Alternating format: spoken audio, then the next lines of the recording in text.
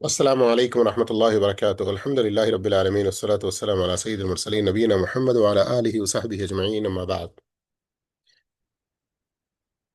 తెలుగు ప్రసంగాలు చేసేటువంటి మన ప్రియ సోదరుల కొరకు జిల్హిజ్జా తొలి దశకు సంబంధించి కొన్ని ఆయతుల వ్యాఖ్యానం మరియు కొన్ని హదీసులు ఇన్షాల్లా నేను చదివి వినిపిస్తున్నాను. వారు వీటిని ఉపయోగించి వారి వారి ప్రాంతాలకు అనుకూలమైన రీతిలో కొన్ని మంచి ఉదాహరణలు ఇచ్చి ప్రజలకు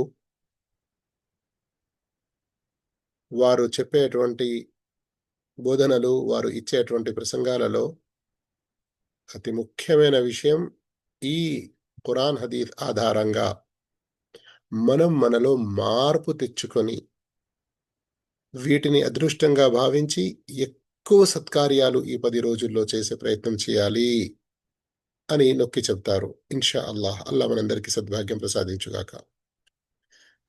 ఈ 10 రోజుల ఘనతలో ఖురాన్లోని వివిధ ఆయతుల ద్వారా ధర్మవేత్తలు వివిధ ఆయతులను ప్రస్తావిస్తారు. అందులో సూరతుల్ ఫజ్ర్ సూర నంబర్ 89లోని ప్రారంభ ఆయతులు. ఉదాహరణకు వల్ ఫజ్ర్, ఫజ్ర్ అంటే ఫజ్ర్ సమయం, ఫజ్ర్ నమాజ్, మరియు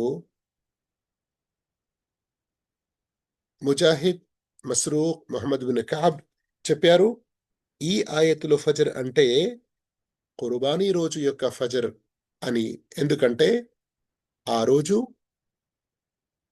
ఈ అష్రే జిల్హిజ్జా తొలి దశ యొక్క చివరి రోజు మరియు అది చివరి ఫజర్ నమాజ్. అందుకొరకే దానిని ప్రాముఖ్యతగా అల్లాహుతాలా తెలిపాడు అని అంటారు. ఇక రెండవ ఆయత ఏదైతే ఉందో వలయాలిన్ ఆషర్,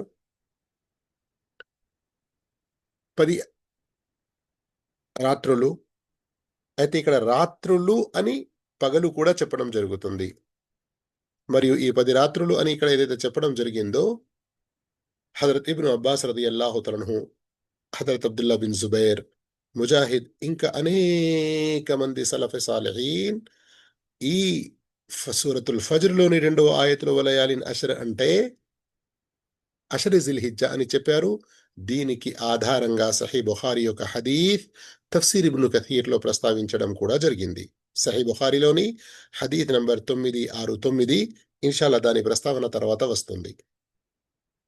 అంతేకాకుండా మూడో ఆయత్లో ప్రత్యేకంగా వషఫ్ఇ వల్ వత్ర్ అని చెప్పడం జరిగింది. వషఫ్ఇ వల్ వత్ర్. అయితే ఇక్కడ ఒక హదీస్ సూరన్ నిసాయిలో వచ్చినది కూడా ఇమాం ఇబ్ను కథీర్ రహిమహుల్లా తఫ్సీర్ ఇబ్ను కథీర్లో తీసుకొచ్చారు. అదేమిటంటే లయాలిన్ అష్ర్ అంటే అష్ర్ జిల్హిజ్జా, షఫ్ అంటే యౌమున్ నహర్ కుర్బానీ యొక్క రోజు. ఎందుకు?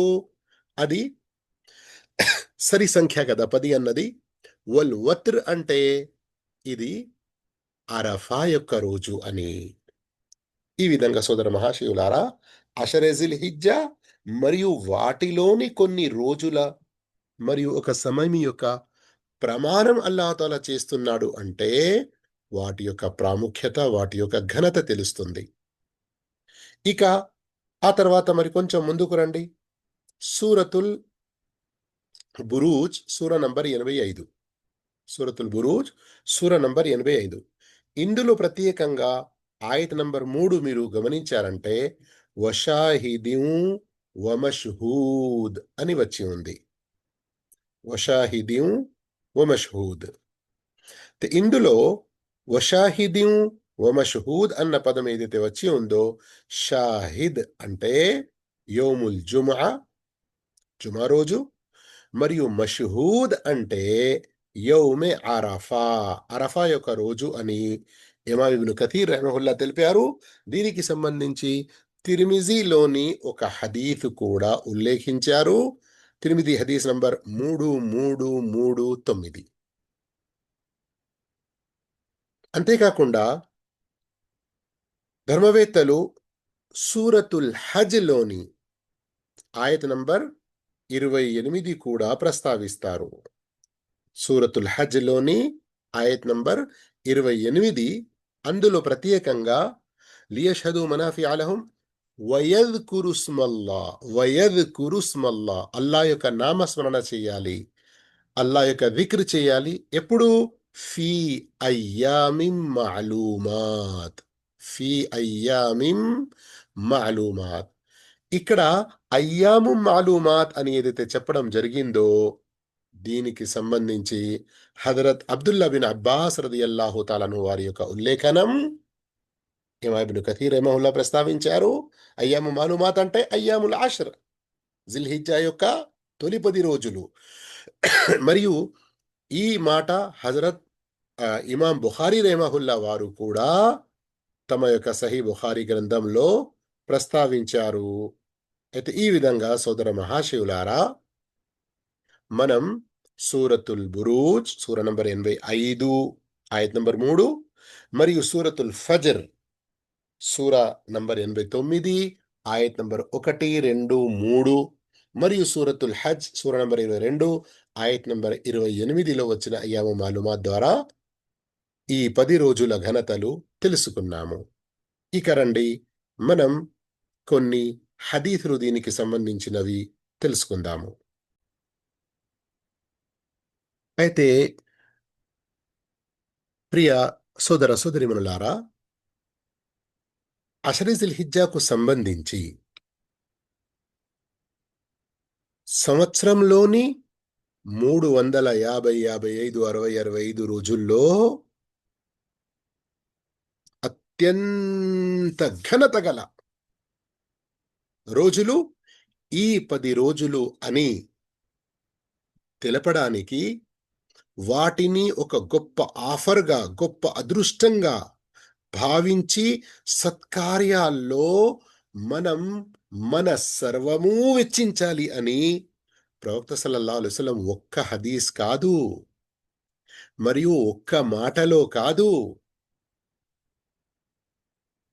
ఈ 10 రోజుల ఘనతను వివిధ రూపాల్లో, వివిధ పద్ధతుల్లో, వేరువేరు పదాలు ఉపయోగించి దీని ఘనతను మన మదిలో నాటే ప్రయత్నం చేశారు.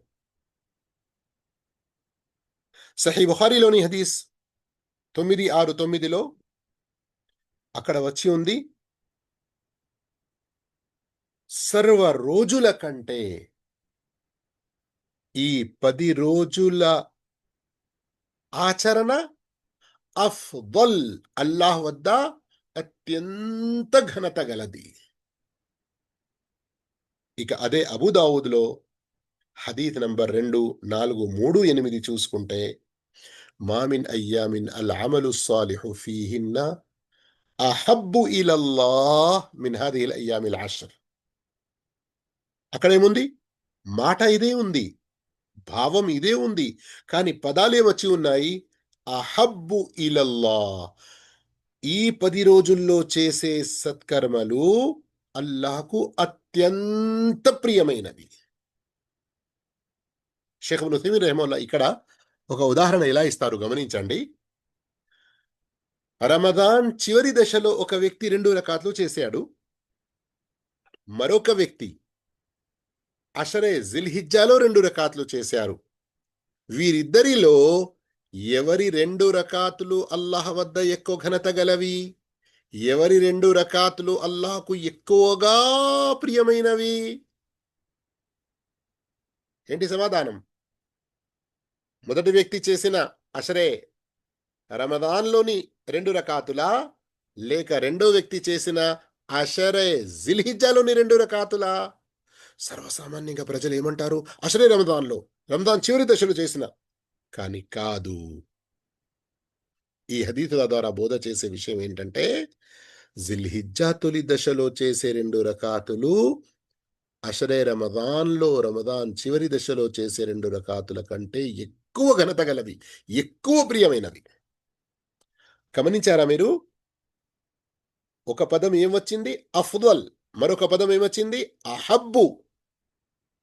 ఇక చూడండి, సహీహు తర్గీబ్‌లోనైతే అఫ్దలు అయ్యామి దునియా అని వచ్చి ఉన్నది. అంటే ఏంటి? ప్రపంచంలోని రోజుల్లోకెల్లా అత్యంత ఘనత గల రోజులు ఈ రోజులు అని. అల్లాహు అక్బర్, అల్లాహు అక్బర్. ఇక ముస్నద్ అహ్మద్లోనైతే ఆ అవం అన్నటువంటి పదం వచ్చి ఉంది. అహబ్బు కూడా వచ్చింది ఇక్కడ, కానీ ఆ అవం అని కూడా వచ్చింది. అంటే చాలా గొప్ప, చాలా ఔన్నత్యం గల, ఎంతో అజ్మత్ వాలే అని ఉర్దూలో అంటారు కదా. ఇక సహీహు తర్గీబ్లోని హదీస్ నంబర్ 1248 చూస్తే అక్కడ మరో 2 పదాలు ఎక్కువగా మనకు కనబడుతున్నాయి. గమనించండి ఏ రీతిలో ప్రవక్త సల్లల్లాహు అలైహి వసల్లం మనలో ప్రోత్సాహం కలుగజేస్తున్నారు. ఈ రోజుల్లో మనం పుణ్యాలు చేయడంలో ముందుకు రావాలి, ఎక్కువగా ముందు ఉండాలని. ఏంటి ఆ 2 పదాలు? మా మిన్ అమలిన్ అజ్కా ఇందల్లాహ్. అజ్కా ఇందల్లాహి అజ్జ వజల్లా. అల్లాహ్ అజ్జ వజల్లా వద్ద అత్యంత పవిత్రమైనవి, పరిశుద్ధమైనవి ఈ 10 రోజుల్లో చేసేటువంటి సత్కార్యాలు. ఈ 10 రోజుల్లో చేసేటువంటి సత్కార్యాలు.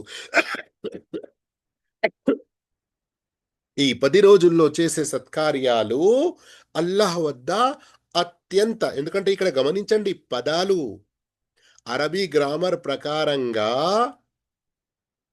అహబ్బు, అఫ్దలు, అజ్కా, అఅదం, ఇస్ము తఫ్దీల్ అంటారు వీటిని. అంటే ఏదైనా ఒక విషయాన్ని, ఉదాహరణకు నేను ఒక మాట, ఈ హదీస్ సహీహ్ తర్గీబ్‌లోని 1248 దాన్ని వివరిస్తాను.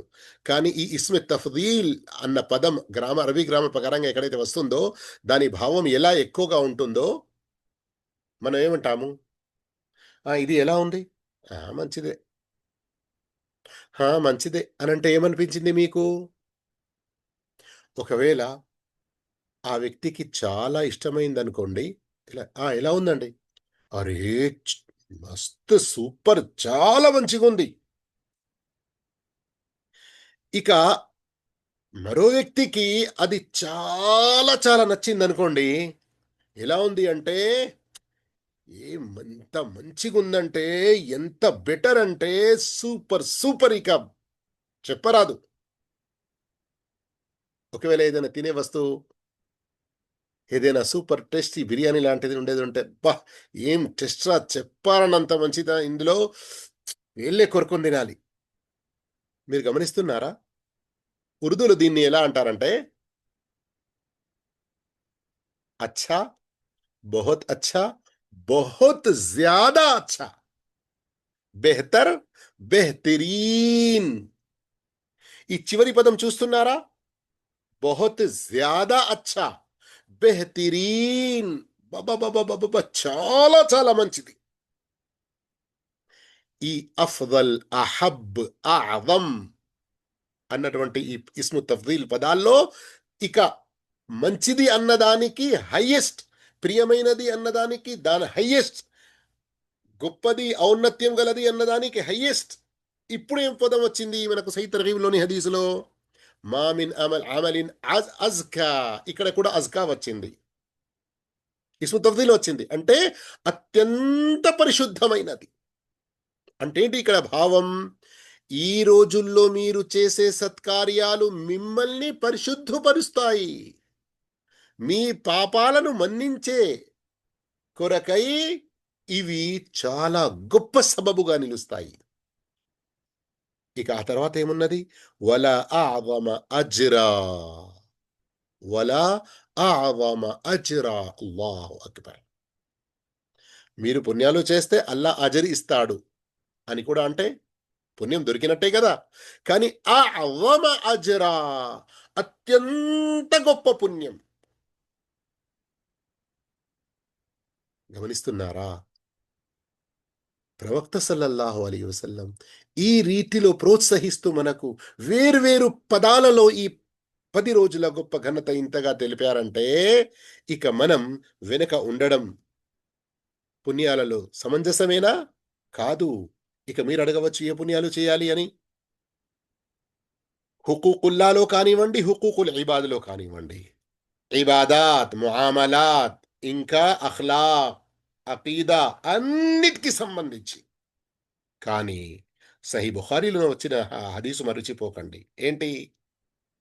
అల్లాహ్‌కు అత్యంత ప్రియమైనది మీరు ఏం చేయడం? మిమ్మఫ్తరదల్లాహు అలైహి, అల్లా మీపై విధించిన వాటిని మీరు పూర్తి చేయడం. ఆ తరువాత వచ్చి నఫిల్. ఇక్కడ ఫర్జ్ అంటే కేవలం ఒక నమాజ్ విషయమే తీసుకోకండి.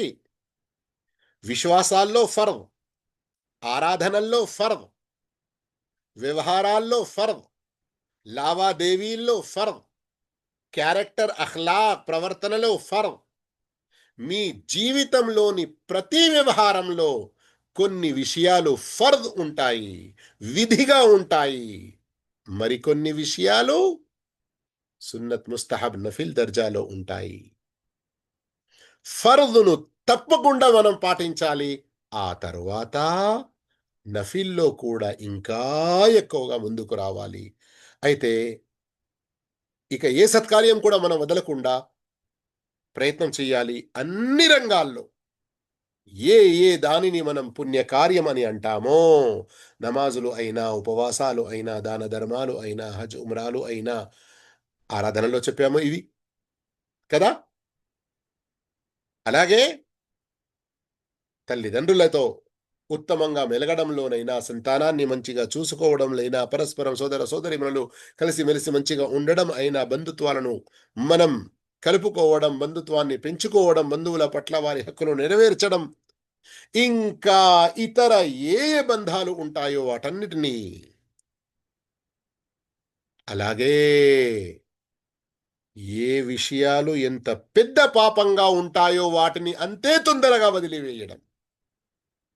షిర్క్ నుండి దూరం ఉండడం, వడ్డీ నుండి దూరం ఉండటం, వ్యభిచారం నుండి దూరం ఉండటం, దొంగతనం నుండి దూరం ఉండడం, ఇంకా ఇలాంటి ఏ ఏ ఘోర పాపాలు ఉన్నాయో, చిన్న పాపాలు ఉన్నాయో వాటికి దూరంగా ఉండడం.